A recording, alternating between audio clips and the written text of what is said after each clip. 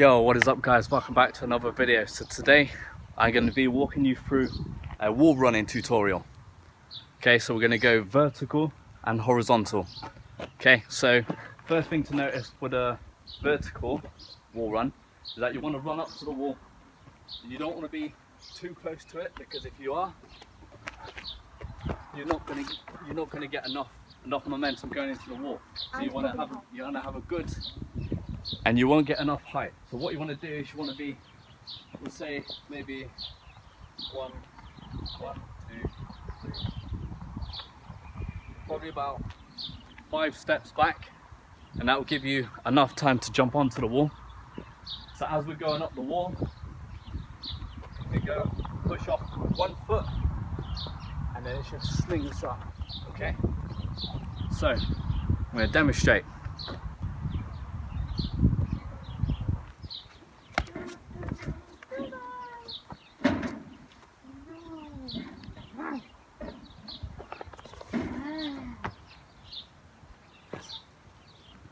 I mean, it's pretty simple to do. You just got to get used to getting the momentum, going up, kind of like using your feet as a spring.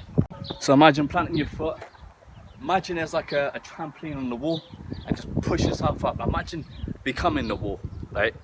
You know, flow, like Bruce Lee said, become water, become the wall, become the object. And then you'll learn more about it and you'll understand it more. Okay, and obviously with the more you do, the more you get used to it.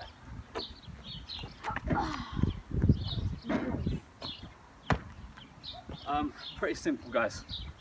Now we're going to go on to the horizontal wall run. So guys, today I'm going to be talking you through the horizontal wall run. Now if you ever played a game called Black Ops 3, you know what wall running is. Now why do we use wall running? Well, for example, what I like to do is, say, imagine you've got an obstacle and maybe there's no path, maybe there's a bunch of water down there or some lava and that, then you could easily use the wall to evade it, okay, to get past it. It is possible that you could do a 5-step wall run plus, but I'm just doing a quick demonstration of like a couple of little steps there. So wall run is very effective. So here's what you want to do. You want to run up to the wall at an angle, okay? So you got an angle, and then as you're up the wall, you want to lean slightly just there. Okay, you don't want to be too there. You don't want to be down here because you'll fall off. Okay, you want to get enough momentum. Also got 1 foot up, and then you go the other foot, okay? What I also like to do is use my hand to push off. It can switch your direction to go somewhere else. It's just like a tic-tac. If you ever known a tic-tac, say you got the wall here, you got the objective here that you need to get to, you tic-tac off there. Okay, simple. And we'll demonstrate again.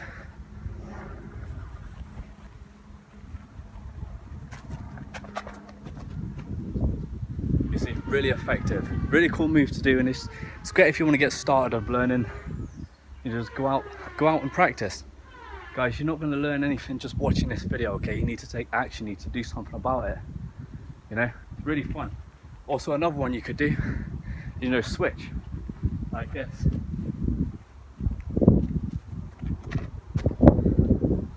And that's pretty cool. That's kind of like a tic-tac, but a switch. So if you got an object that's near where you want to turn, you go again.